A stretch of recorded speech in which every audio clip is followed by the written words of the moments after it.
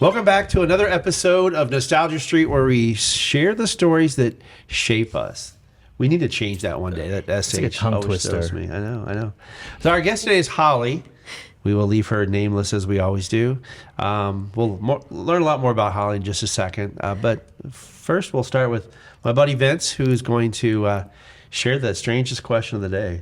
All right, so our guest today, Holly, has put on her questionnaire that she was an avid volleyball player. I was. So, with the Olympics coming up, you are now in charge of coaching our Olympic team. However, you can only draw from your team country music stars. Oh my goodness. Who's playing? And give us positions.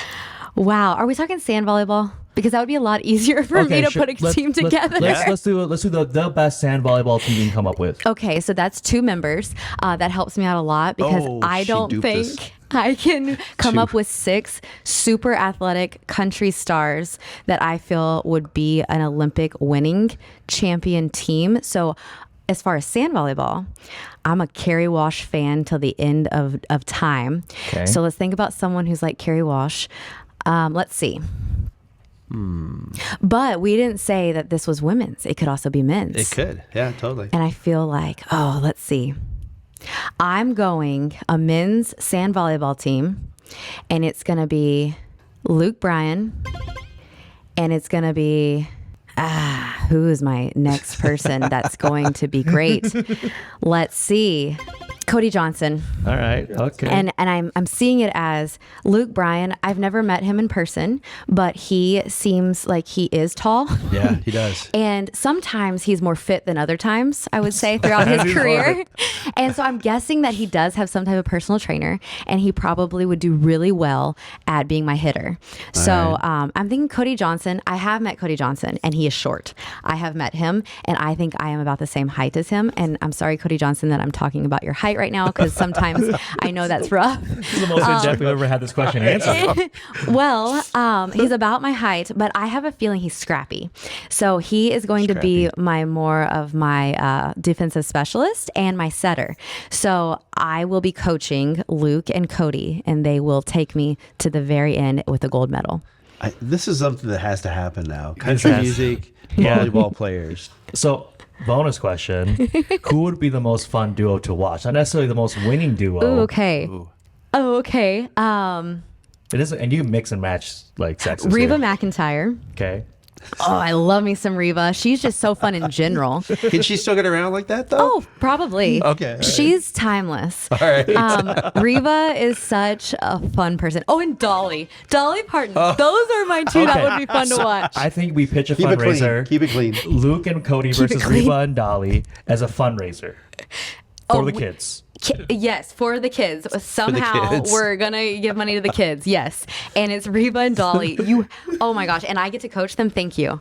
I thought Carrie Underwood would come up because she's got some muscular legs on her. She does. Where does that come from? I feel like Carrie wouldn't be as, she's lovely. Carrie Underwood is lovely. I feel like she wouldn't get as down as dirty as if we're talking sand volleyball still, you know. She wouldn't be willing to dive out for a ball or even like, I don't know, I feel like we'd have to have, I don't know Carrie Underwood. So I'm just completely from me seeing her on TV. She's just too put together for me to have on my sand volleyball team. That's an interesting Today's question, episode of Celebrity Sports. Actually, wait, no, this is Nostalgia Street. Nostalgia Street invites you on a retro ride that's more than just a trip down memory lane, Uncover life lessons and personal growth stories that stem from our collective past. so you can live a richer, more connected life today. Whether you're a 90s kid, an 80s teen, or simply young at heart, you'll find something to relate to in each episode. Now, Let's get into today's episode and drive down the Nostalgia Street. Jeff, if you would introduce our mystery guest. Yes, our guest today is Holly Rader. Holly Rader is because this is a long title, Vice President of Member Relations at the Greater Sioux Falls Chamber of Commerce. Absolutely. You got it right, Jeff. Wow. Thank you. That would not fit Isn't on it technically a name tag. like Greater Sioux Falls Area Chamber of? So we could were be. the Sioux Falls Area Chamber of Commerce up until 2020. And then in 2020, we said we're the Greater Sioux Falls Chamber of Commerce. So area got taken out and Greater got put in up front. We're in Sioux Falls, so everything's great, right? Exactly. Could be the greatest Sioux Falls Chamber of Commerce. Shout out the rebrands. Greatest. We love rebrands. That's the same year we changed our logo. And now we align with the city logo that changed in 2022. So We can touch more about your professional career towards the end of the show, but we're on Nostalgia Street, so let's paint a picture. Let's paint what's one. young Holly like? young Holly is nothing like today's Holly. It's been a journey. So Holly is our first Texan on here. Quite the so honor. I almost want to rename this Technically, Nostalgia Pasture. Nichelle. Oh, that's true. Nichelle is from the Okay. Houston area. Okay, so Yes. second Texan. But I guess we did talk about that with her. I guess I forgot. Yeah. So many good And people to talk to. Yeah, she's a great Texan as well. And whenever her and I found out that we're both Texans, we instant best friends. So Yeah, it's I great. bet. So Yes. what part of Texas are you from?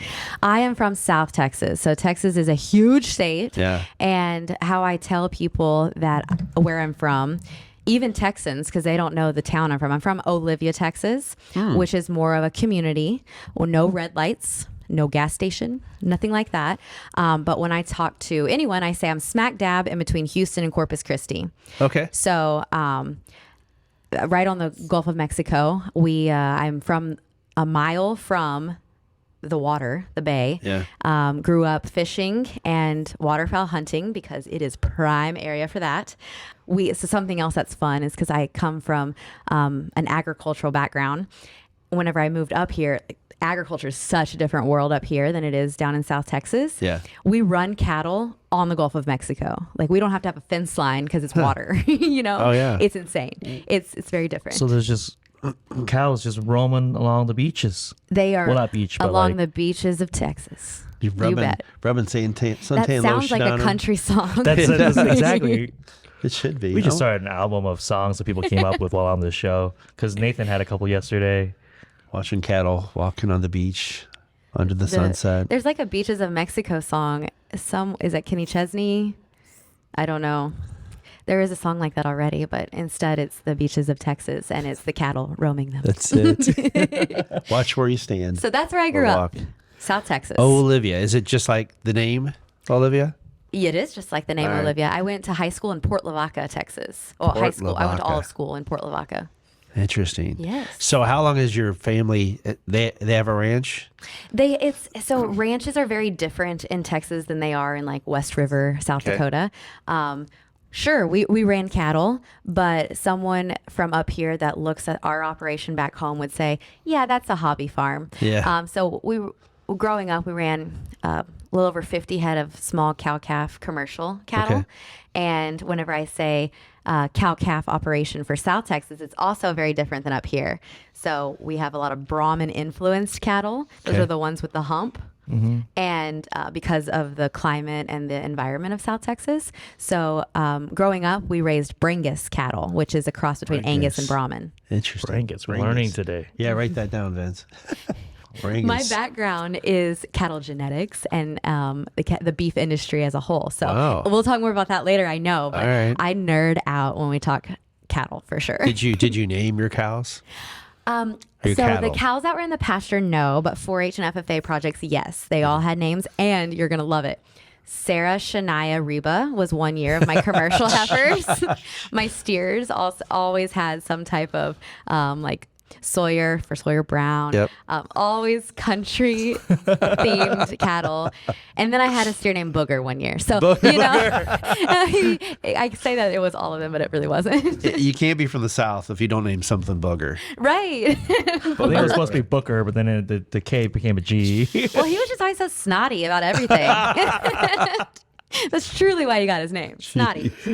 So tell us about your family, Yeah. from your parents to any siblings you had. I have the best family. I say I grew up with the best family. I still have the best family. My mom and dad are awesome. My dad, so in South Texas, there's a lot of, it's plant life. So everyone works at a plant. And my dad worked for Union Carbide in the early years of my life. And then part of them got bought out by Dow Chemical. And then now a part of them got bought out by Braskem International.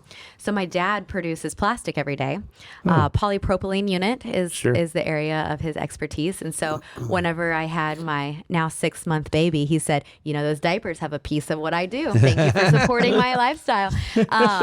So that's kind of cool. It's a whole different world down there in terms of just chemical plants and just plant life. They're everywhere. Houston, where I'm from, and into Corpus Christi. It's interesting and unique. I never knew it different, but you don't see those up here as often. You see different type of manufacturing and different types of plants in terms of ethanol plants and things like that. So very different. That's my dad's career. And he's very excited to retire in about 3 years. And my mom was able to be a homemaker. So she was the best stay-at-home mom in the world. Looking back, I did definitely take that for granted. And now being a mom, I call her often and ask questions about, am I doing this right? Because I do truly feel like she's the best mom in the world. And my mom and dad are strong, and my sister and I, my younger sister, my sister's name is Brooke, and she's 3 years younger than me. And she is also awesome. She's my best friend, call her every single day. And this week is spring break for her family. So when I call her on my way to work, she's not answering because she doesn't have to get up as early because the kids are sleeping in, don't have to be at school. So it's, I love my family so much. And my sister and I are very blessed by the parents that we have. When you said the plant life, it made me think of Urban Cowboy. Have you seen that movie? It's been a long time since I've seen Urban Cowboy. When you said plant life, I was thinking like we're going to talk about the indigenous flora and fauna of South Texas, and what trees there are, and just all the plants. I was like, wait. I know. So up here, it's so funny. Whenever I see that sticker that says Salt Life, I grew up in the saltwater back home. Up here, whenever people have Salt Life on their vehicle, I'm like, oh, they're talking about the salt that we put on the roads so that it's not slick. Actually, the Gen Z kids now, they love the Salt Life branding because you go to Shields and it's all sold out, like the Salty Crew. It's all about ocean stuff. Yeah, but I'm like, we're nowhere near the ocean though, kiddos. So what's so cool about those? I don't know. It's just cyclical. I mean, when you were a kid, what was cool? I wasn't cool, so there we go. I don't know what was cool. I was not cool growing up. Why is that? I mean, I loved my childhood. I loved every part of it, but I wasn't a cool kid. I was not cool at all. Well, what would a cool kid in that age range, what would they look like? I lacked a lot of confidence. Okay.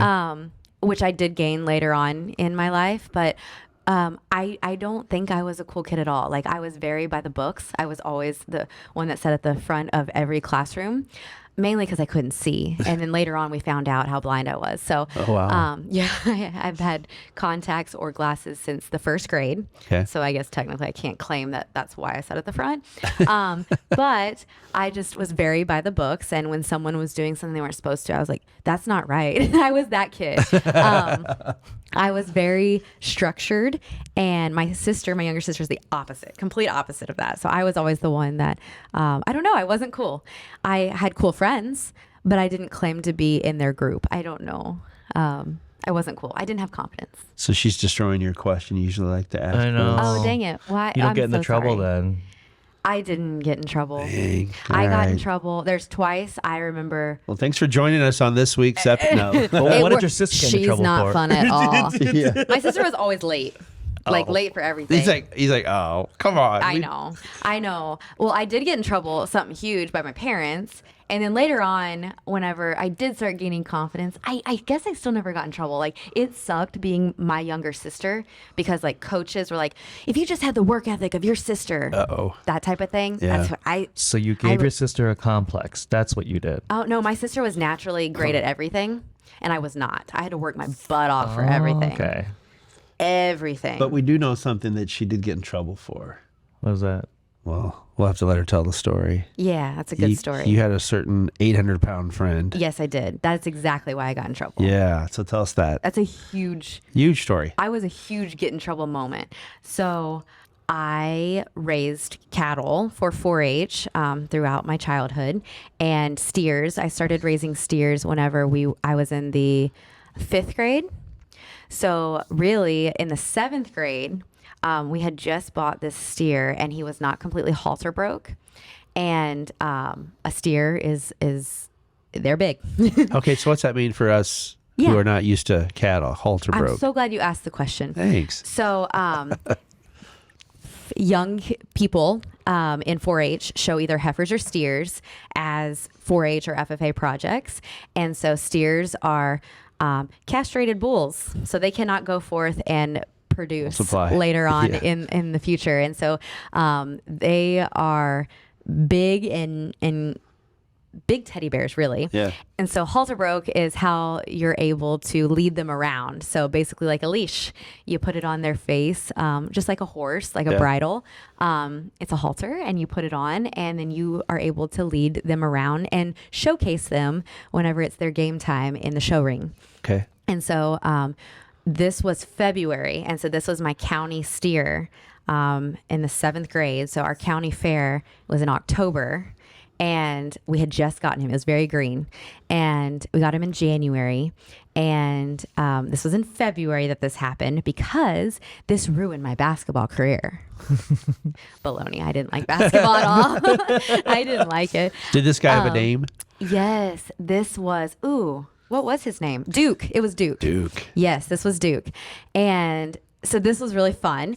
My mom and dad were out, so they sponsored someone for a church retreat, and they were at the closing ceremonies of this church retreat. It was on a Sunday. Okay. And it was after church, I think. I feel like this is how I'm remembering it all.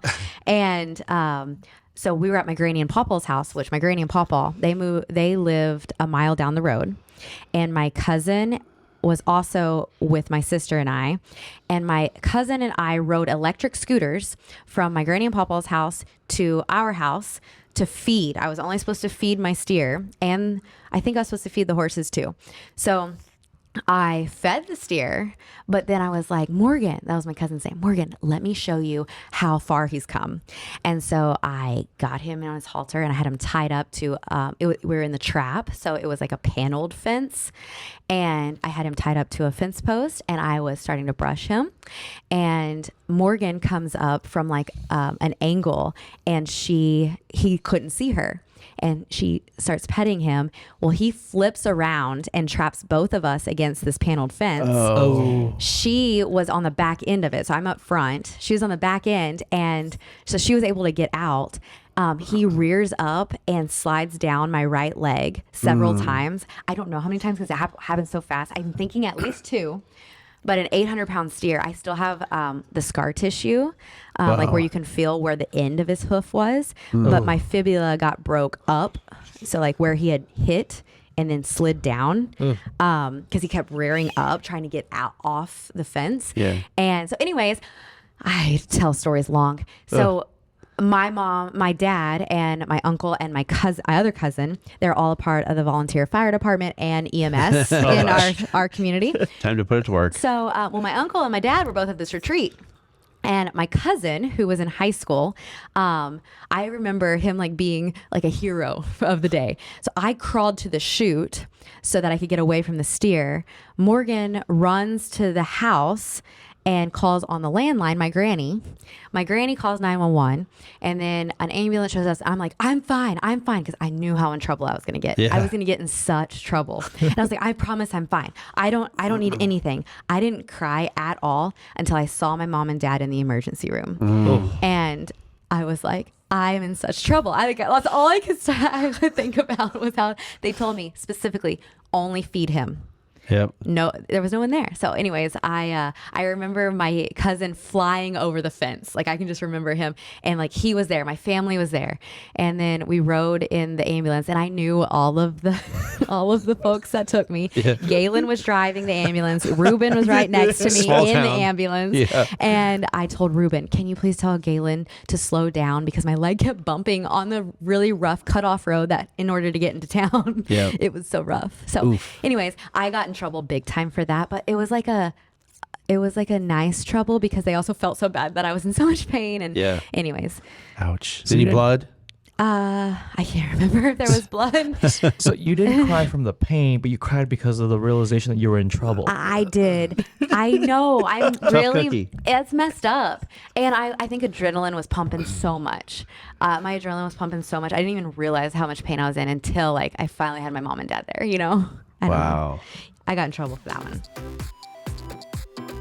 We'll be right back. So that's a near-death experience? Nah. You don't think so? No. Just another day in South Texas. Yeah. Another day in South Texas. Rub some dirt on it, get up. But you couldn't It's walk fine. on it, right? No, so I was in a boot for a while, and I didn't have to have Well, in surgery. Texas, you're always in boots. True. I mean, have you seen my shoes choice for today? Yeah, let's see it. Let's see it. How I saw them earlier. How can everyone see them like this? You can put it right there. There we go. Look at that. These are my Macy beans. They have green in them, and it's close to St. Patty's Day. We have a St. Patrick's Day potluck today for over the lunch hour, so I had to wear my green. And then my Macy Bean boots match because they have green in them. I have a lot of boots. Nice. Yes. If we ever need to go boot shopping, We will show Macy up. Bean, related to LL Bean Yes. Exactly. It's, And it's Mr. the girl Bean. version. Cousin. It and is. Mr. Bean. I don't know. Let's see. This would have been close to like when, I guess, a few years after Urban Cowboy came out. And like line dancing was a big thing in Missouri where I was. It's still a big thing in Texas. And my roommate says, "Hey, let's go get some cowboy boots." And I'm like, "I'm not really a country music fan." And he's like, "Well, there's this place, and there's like a really, there's a lot of really good looking ladies there. So let's go get some." So I got this rattlesnake pair, Oh, yeah. and I thought I was the baddest ass ever when I would wear those Do you boots. still have them? I really No. hope you do. Oh. Because we No, got to wear them to I don't. Oklahoma. I don't. I remember going to a theater, and I had these boots on. My buddy was next to me, and this car, he's just like flying across. It was a Corvette. Oh, yeah. Flying across the parking lot, and I'm like, I'm impervious. Nothing can hurt me because I'm in these boots. And I just conquer the world. stopped, and I looked over, and I'll admit it, I flipped the guy, the bird, because he was going way too fast. And then I keep walking, and I hear, Jeff, and I turn over, and a girl gets out of the car, and it's an employee that reports to me. I'm like, oh God, I'm so embarrassed. Trying to be a badass. And Well, give you someone- were. You were wearing the boots. Did you show her or him the boots? Of course, yeah. She thought they were pretty cool. Of course you did, because they were. I don't know where they went. You can They- do anything in boots. I did take care of them though. So last year we got to work with she was the Miss Rodeo USA. Very cool. I don't know what year it was. Jamie. But in Oklahoma, apparently there's a shop, a boot shop, and it has got an autographed picture of her. She's like, "Look, rope your Aw. dreams." So I keep telling her, if we ever go back down there, so we'll get some boots from there, and we'll. Rope your dreams. Yeah. You just rope them dreams. Why don't you, Vince? Will do. So what did college look like for you? I always wanted to go to Texas A&M, and I wanted to play volleyball there, to be honest. But I soon found out in high school that I'm very short, and I'm also not a natural athlete. Remember, that's my sister. She's the natural Right. everything. So throughout 4-H and FFA, I livestock judged throughout my 10 years in 4-H. And then I was recruited to go to Blinn College. It's a junior college, and it's like the baby of Texas A&M. Okay. I was recruited to judge at junior college, livestock judging. We were national champions there. All right. And so I got a full ride scholarship Nice. to judge for 2 years there, and then got recruited to Texas A&M to judge for Texas A&M. And we were also national champions, 2013, represent. And so it's a lot like a sport. We practiced every single day almost. We hardly ever got a day off. Yeah. And that's how I met my husband. He also judged for Texas A&M. And Rough Riders, right? Is it what's it in Aggies. Aggies. Yep. Wow, did I get that wrong? Who are the Rough Represent. Riders? I don't know where the Sorry. camera is right now, but this is my Aggie ring. Who are the Rough Riders? I thought that was It's, A&M. it's not. that's I'm in Lubbock sorry. though, right? A&M? No. Oh, no. What? No. Oh, Texas Tech. Oh, I'm sorry, okay. Jeff. So sorry. I Wow. apologize. This was a Texas history class. We're or gonna Texas edit geography this out. class. Yeah, so It was Texas Tech though, right? Texas Tech is in Lubbock, Okay. and we beat them. We were national champions. So we gotta make sure editor adds like graphics for you. Natural champion. So we were Texas A&M Aggies, home of the 12th man. So that's Kyle Field, Johnny Football. I went to school with Johnny Manziel. Nice. Which I'm not real proud of that now, but back in the day, it was fun. It was so fun going to Texas A&M with him, and just because we won a lot. Yeah. And I'm a huge football fan, so I am a die-hard Aggie. Although I did go to Oklahoma State for my master's, so I'm a Cowboy too. Go Pokes! And so whenever the Aggies aren't doing very good, I'm like, well, I'm also a Cowboy. Yep. So Oklahoma Flip over there. State. Yeah, Flip go over there. Pokes. But I bleed maroon for sure. So College Station, Texas is where right. Texas A&M is. And it's where my husband and I met. We also got married in College Station, Texas. And I am a diehard Aggie. He says he's a 2%er is what we call him. But anyways. That doesn't sound Like good. milk. Yeah, like milk. It's just not as I'm whole good. fat. You're 2%, son. So I did go to Oklahoma State.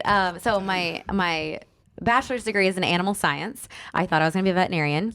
Found out my junior year that I prioritized a little differently and decided not to go that route. I liked people too much to just talk to animals, so I decided to go.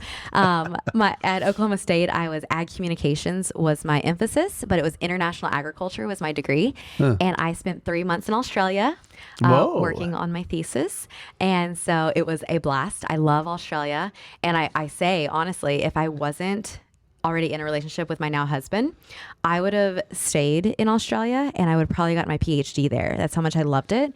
And they had also talked to me about that. So it was really fun in Australia. The outback, Yeah. Did you pick up the accent at all? They loved my Texas accent. Like loved. I got to do a lot of fun stuff. Like I had a blast. I was a celebrity judge of an eating contest of some sort. I don't remember exactly what it was called at this point. Kangaroo eating contest. But I got to do a lot of speaking events and talk about like Texas agriculture and just the differences that I have seen so far in their agriculture there. I specifically was studying the beef industry and kind of their technologies that use based comparing back to how we already were doing things. And the relationships that I built along the way were amazing. I had some friends come to the States for our wedding. Nice. It was really awesome. Cool. So I loved it. why Australia? Well, for me, so I got to kind of choose based off opportunities that came up, and so I did work in Australia during that time too. Okay. I was working for people in order to pay for my stay. So I loved that I didn't have a language barrier. And also, I was fascinated with their beef industry in Queensland because it was so similar to Texas, South Texas specifically. So when you think about, I don't know if you look at a map often with Australia, but Queensland is north of Australia. It's huge. Yeah. And their breed of cattle is very similar to how I grew up. Okay. So it's like opposite, it's north. And then their South Australia is more of their like South Dakota cattle. Anyways, there was a lot of similarities between the beef industry I knew at the time and kind of what I wanted to learn more about. I didn't think I was going to move to South Dakota back then. Yeah. Did you see any of those massive spiders or snakes they talk about over there? No, I did not, thankfully. Good. But I saw a heck of a lot of kangaroo Yeah. or roo. They're as mean, call. aren't they? Yeah, they shoot them. Do they? They do? The They're- excitement right They're, there. they're like, They shoot 'em. so in South Texas, our pests in our pastures are wild hogs, and we shoot those things like they're going on a style because they're such pests. They mess up pastures. They eat what our cattle need and all that stuff. Same with kangaroo. When they were going through drought, Whoa. and like I shouldn't have said it so passionately and excited, It's okay. but they are overpopulated there. So there are a lot of roo, and they Can you eat them? you can. Very gamey. That's fair. Very gamey. You can. Gamey. Yeah. Have you Gamey. had kangaroo? Yes. You have? Yeah. Tell us about Yeah. it. We had tons of Australians who like to summer in Vietnam, so I always ran into Australians when I lived in Vietnam. Really? And of course, they sell ostrich and they sell emu and they sell kangaroo. It's just kind Yep. of like a, I don't know, exotic variety. Could you eat the It's wild tough. hogs? You can. But As you long don't as know what you they don't ate or taint. what. They're tough, and it doesn't make sense to eat them. Okay. No wild hog bacon or anything like that? Oh, heck no. You No? need to have good bacon. I've never had wild hog bacon, but I assure you it's not as great as like domesticated hog bacon. I'm sensing a trend here that like for anything judging, you just need Holly because she's judging animals, she's judging food contests, people eating them. So yeah, if you're looking for a celebrity judge, Holly Rader. Holly's it right here. I love it. All right. So you graduated from college. Yes. And now what's the career path look like for you? Yeah. So before I graduated with my master's, about a month and a half earlier than that, I actually got accepted. I was applying for jobs at that point and got accepted to the Houston Livestock Show and Rodeo. And so full circle for me, I had competed at the Houston Livestock Show and Rodeo growing up. I had interned there. I had gotten a huge scholarship from the Houston Livestock Show and Rodeo to help me get through school. Sure. And then applied for the auctions coordinator position there in the fall before I had graduated. Got accepted in October. Talked to all my professors at the time, got a lot of stuff done, and moved to Houston at the very end of October before my graduation. So I never walked across the stage for my master's. They sent me my diploma and all that stuff, but thought that it was an opportunity not to pass up. And so with auctions coordinator position, it was a lot of donor relations.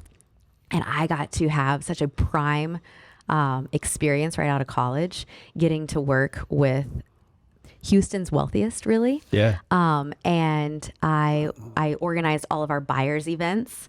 I organized all of the parties that basically schmoozed all of the Houston Livestock Show and Rodeo buyers.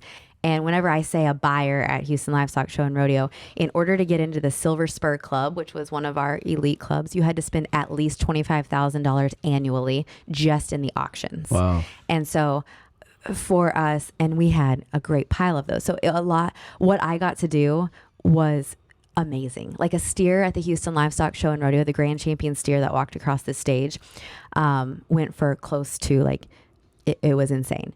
The record there is close to $7 million. Oh. It's a crazy show. It is insane. And so the experience that I got there, just all across the board, led me to kind of where I am now in my career, and the path getting to where I am now is also interesting.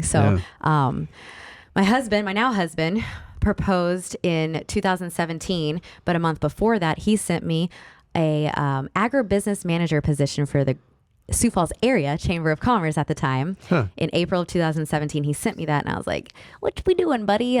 You're living in Nebraska right now. So we were doing long distance for a good portion of our relationship before marriage. And he sent me this chamber job, and he was like, you just got to trust me. And I'm like, okay. We had already had the talk, like, yeah, one day I'll move away from Houston and I'm going to come live with you and hopefully be your wife. Like, we've had that talk already. So I was like, this position at the Chamber of Commerce in Sioux Falls, South Dakota, which I had never been to, I checked the box on all of this, and I felt like, I don't know, there's a few moments in my life where I've been like, this is right. And so if I was going to move across the country, this was right. And so I applied for that job in April of 2017. May 12th of 2017, my husband proposed in Wyoming during branding. It was beautiful. And then 3 days later, I get the call from my boss at the time, or my soon-to-be boss at the time, for my first interview. So I had my first interview in May. June, they flew me up to Sioux Falls. I got to see her for the first time. I accepted in June. In July, we bought our house in T, South Dakota.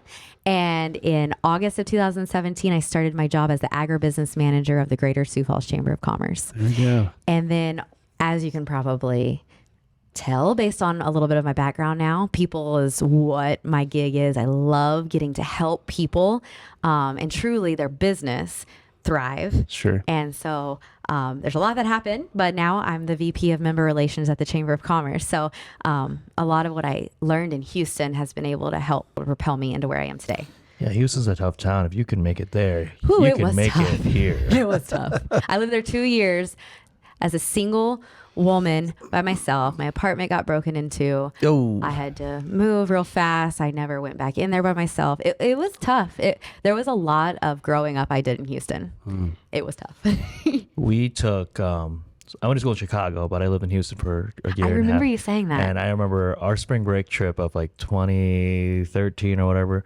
We took a busload of us guys from our fraternity down to Galveston, but on the way we stopped by the Houston Livestock and Rodeo Show. And half the guys that are with me are guys who've never been around a farm, or like we're talking like friends who are like who their families are from Pakistan and India. Yeah. And like there's also guys who are from urban Chicago, and they're like, Right.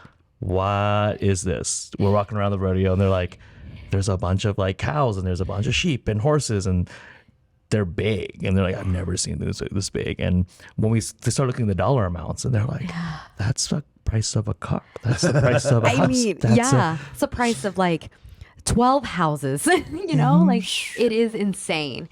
So being able to work there, as you can imagine, your resume, it helps a lot. Yeah. And so whenever I first moved here, I took over the Sioux Empire Livestock Show. And so the chamber, it's crazy. It's a very unique chamber here in Sioux Falls. They organize and host one of the nationally recognized livestock shows in the country in Sioux Falls every January. So I took that on back in 2018 was my first show. And it was called the Sioux Empire Farm Show at the time. And so I did a rebranding back in 2019, I believe it was. And so we've done a lot since then. And so now it's really fun. I still get to oversee agribusiness as a whole, but I have a new team member and we have a new agribusiness manager, and she's doing awesome. And she is awesome. And we're going to make sure that Sioux Falls is even more known in terms of the livestock show arena. Maybe one day we'll get a new facility, and I would love to be able to help bring that to Sioux Falls. Is that a hint there? I wish. Oh, our light. Technical difficulties, stand by. At this point, I wish that I had more to say there. There's so much going on right now with discussions at the fairgrounds. Sure. And so I have been fortunate enough to be a part of a lot of those conversations, and the chamber has as a whole. So we'll see what's to come. I have now a 6-month-old son, and I would love for him to get to show a steer or whatever, a heifer, or my husband's like, well, we'll start him off on sheep. And I'm like, I don't think so. I think we'll start him off on hogs, because I also showed hogs growing up. So, and my husband showed sheep. So anyways, I would love for Levi to get to do that in a new state-of-the-art facility. Yeah. It would be awesome. But only feed the steer. Yeah. Just feed. Don't feed it no more. We'll be right back. So where do you see, kind of blow back out a little bit, go into a hot air balloon, whatever you want to call it. When we look at agriculture today, what do you think are some of those trends that you're like, I don't know that that's the right way that we need to go as a country? Well, I think that for today's day and age, everything is right there at the tip of your fingertips. You can find out anything that you want to find out online. And so for me, a way of life is you have to harvest animals. Mm-hmm. And the way that is done is in the most humane way as possible, because it has to be with all of the USDA quality assurance is like the most simple part of what our packers have to do in order to get products into stores or on our plates in general. And so now even with there's so much traceability that's built into even where the animal's coming from day one. Mm-hmm. And what I feel like is unfortunate today is that you can Google anything. I mean, I'm a new mom. I Google some type of bump that showed up on Levi's chin, and it's going to tell me that I need to go to the ER yesterday. So you can find what you want online. And I do think that that's good in so many areas of agriculture, but there's just not enough positive advocates out there that are that's cute. I like that. Yeah, that's a graphic. That's who that's I am. Graphic. I'm an advocate. Yeah. And what I truly feel is I love agriculture. We would not be right here today if it wasn't for the cotton that's built into what we're wearing, Right. or eating breakfast this morning, or the coffee that we had this morning, or even the drink that we're drinking right now. The carbonation in here, a lot of that comes from ethanol plants here in South Dakota or wherever. So that carbonation, that fizz, it's just fascinating. There's so many sectors, but there's also so much negativity in our industry. So I think that's the most unfortunate thing right now. Yeah. 'Cause we've been super fortunate to work with a lot of different companies in the ag space, and it's very humbling to see how much work different folks in the ag world have to go through, and then even the risk in purchasing the equipment and the weather, on and on and on.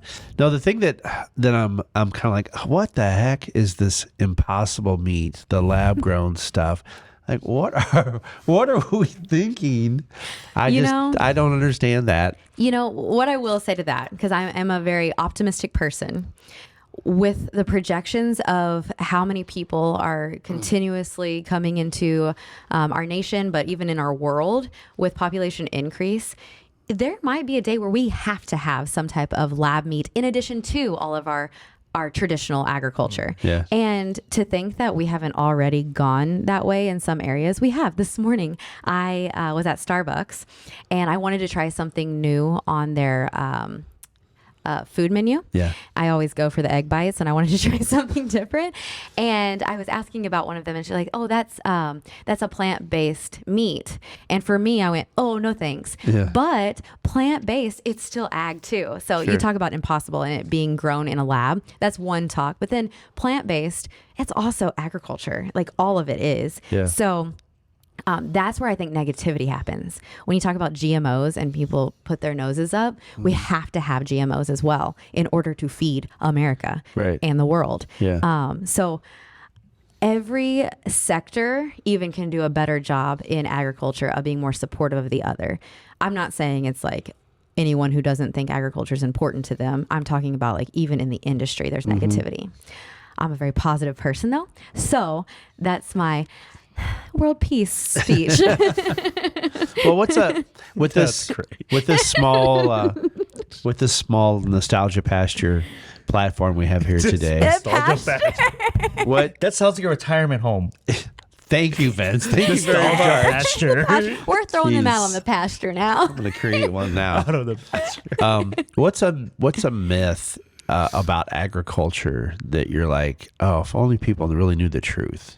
Oh, I feel like a lot of people think that I'm an expert in ag, but I'm learning stuff every day. So that's kind of hard for me to answer. I do know we were talking about Yellowstone before we started the show Yellowstone. I am not someone who ever grew up on a cattle operation that big, but there's a lot of myth built into, I believe, their way of life. Yeah. I do think, like I said, I think that they've done a great job of bringing back an appreciation and a huge calling to folks appreciating Western heritage. And I love that part because people are dressing more like me every day and I don't feel like such an outcast. But I will say my hair, I used to like hire the hair closer to God type of thing whenever I moved here. And then I was like, no one teases their hair here, so I don't really need to. So I don't do that anymore. And that's really nice. It takes off some time of getting ready in the morning. But I do think that there's some myths built into that show that like... people don't kill people like that. Take them to the train station. Like that is a huge like that. I hope that doesn't happen. Yeah, you hope it wouldn't. I don't think it does. And there's some even like technical things that they would do on there. Like they pulled a calf in like the very first episode. And that's when my husband was like, I can't watch this. Like some of their technical things that they're actually doing on their ranch are not accurate. And so pulling calf, what's that mean? Yeah, so they were like out in the middle of the pasture, and I don't even remember exactly how it went down, but the way, so calves, depending on genetics, what's bred to the cow, in terms of like a birth weight type of genetics that are built into it. They call them EPDs, estimated progeny differences, and so they can like calculate how big that birth weight is probably going to be. Anyways, what they were saying was like, it's a hard day on the ranch, and they were out in the middle of the pasture, and they got the chains right there, and they pulled this calf. And but the way that they did it was incorrect. And I cannot remember exactly how it was incorrect, but that was the very first episode. And so that kind of set a stage for my husband. He's like, I can't watch this. And I love watching it. I mean, I like drama, and there's a lot of drama built into that. She's a lot. 100% drama. She's probably not my cup of tea. Actually, she's not my cup of tea. But I do appreciate the badass that she is, I guess. But she handles herself not the way I would. Yeah. So there's that spinoff that's coming out, the 4 Sixes, based in Texas. Yeah. I mean, again, probably a lot is left up to creative interpretation. Absolutely. They have to get people to watch it. But do cowboy mafias really exist? I don't know. I don't think they do. I don't know. It's hard to, but the 4 Sixes does exist. That's an actual, they actually. It's a good question, right? Cowboy mafias. I have never heard that phrase before. I am too naive in a lot of ways to know if that is what the true answer to that is. I don't think so. But the 4 Sixes, it does exist. And that actually is a ranch down in Texas. And they compete in the ranch rodeo at Houston Livestock Show and Rodeo. And they do really well every year. So like they are an operating business in Texas. So that'll be fun to watch because what's his face from Yellowstone Jimmy went down to the 4 Sixes to learn some lessons. Well, the guy who created it, he bought the whole ranch. Taylor Sheridan. Yeah.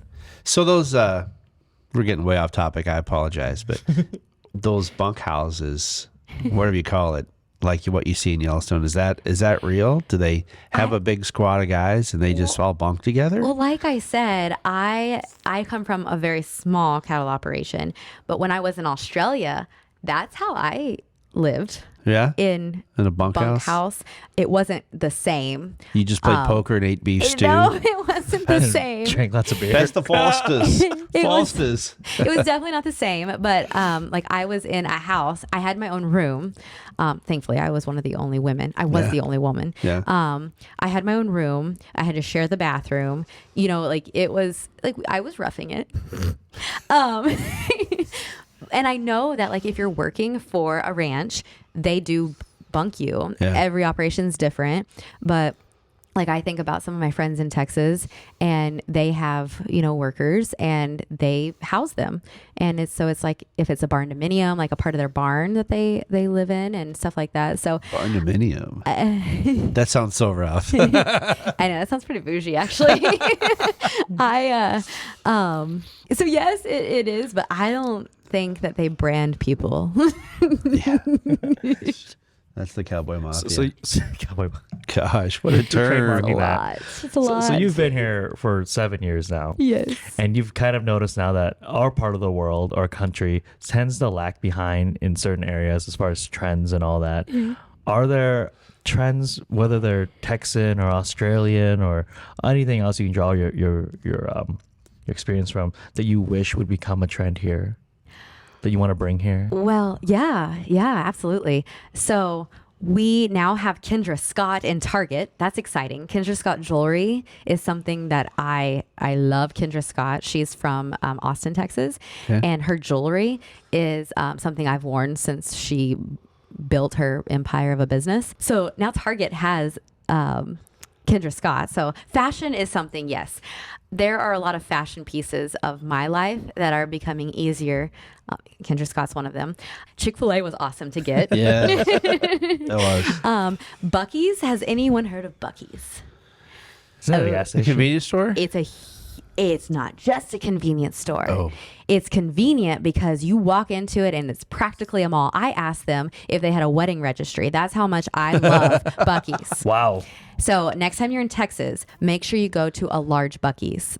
Are they only in Texas? So they are branching out. Right. There is one that if it hasn't already opened in Colorado, it's about to, near Firestone, Colorado. Okay. That's the first one north. Yeah, I've heard of it. Buc-ee's is awesome. And so the reason that I talk about like a trend, I asked if they had a wedding registry because they have a lot of Western like home decor and stuff in there. And so for me, I am all about. I feel like I used to stand out a lot more when I first moved here with like my chunky jewelry and all of my like turquoise and big hair and all that stuff. I thought that if I wasn't going to find a job wherever my husband's job took him, whenever I was eventually his wife, I was going to open my own boutique because I needed my my fashion to follow. But I will say people do it well up here now. Like, I think I'm very excited. I'm going to give a shout out to a chamber member, Boho Bougie Boutique. They are found over there on Louise, close to Midwest Bank, right there in that little hood. Yeah. I love her style, and that is my style. It's very Western, very fun, and I love Heather's her name that owns it, and she's a relatively new boutique in town. So I told her, I was like, good for you, because you're doing what you love in terms of style. You don't have many like that up here. Maybe West River, but not East River. Interesting. That's also, I'm a true South Dakotan because I can say it like that. West River, East River. I learned that fast.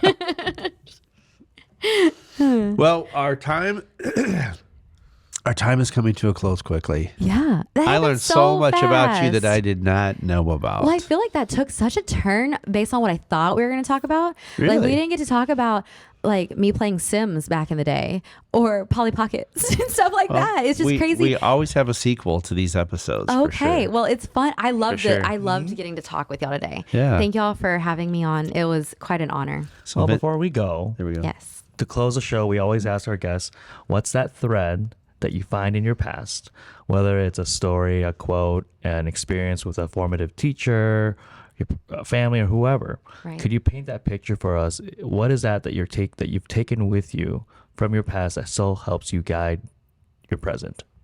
Yeah, always. Thank you for asking. That's a great question. Always take advantage of opportunities if you can, because if it wasn't, like, I would not be in South Dakota literally enjoying every part of my life, except I'm a long ways from family. That's one downside, but technology is amazing and I FaceTime often, like every day. But those opportunities that come, take them if you can, my goodness. Like, even if it's outside of your comfort zone, the fact that I went to Oklahoma for my master's was a huge door for me for the rest of my life, because any Texan you meet, Texas is all there is, It's bigger and better in Texas and nothing else is going to compete. Yeah, right. So I do love Texas. I'm a huge advocate, but going to Oklahoma opened the door for me to take advantage of Australia. And then I did move back down to Texas. But then, South Dakota, it's like a foreign world to me at the time. And I wasn't nervous at all. I was thrilled and excited for the opportunity to live with my husband, obviously, but more so, not more so. I love living with him. I love my husband, but I don't think I would have been open-minded enough if I hadn't taken advantage of all the opportunities after, like, all of them. Yeah. I wouldn't be who I was today if it wasn't for opportunities and all the people who have helped me get here. So just do it. As cliche as Nike says, just do it. I like it. Silly. That's good. Thank you so much for being here with us today. Thank you for having me. I appreciate y'all in Forefront Studios. This is really fun that y'all do this. It's fun to meet people and do it. Yeah. For sure. And 4/4 of 24 is a really fun day. We're going to celebrate y'all again, aren't we? We are going to try. I'm going to try. Well, all y'all who are listening and watching this show, here's my drawl. Yeah. That secondary Southern is what I There call you go. that. Secondary Southern. I like that. We're coining so many terms today. To find out more about Holly, her work with the chamber, and if you need her to either coach your volleyball team or judge your livestock, you can find her info in the show notes. And we'll see you guys next time on Nostalgia Street. Make sure to subscribe to our podcast on your favorite podcast platform. If you're on iTunes, please take a moment and leave us a rating and review. Head on over to our YouTube channel and hit that subscribe button. You'll get access to engaging visuals that complement our podcast content. Thanks again for tuning in, and we look forward to having you with us on our next episode. So until next time, listeners, stay curious, stay engaged, And never stop walking down Nostalgia Street.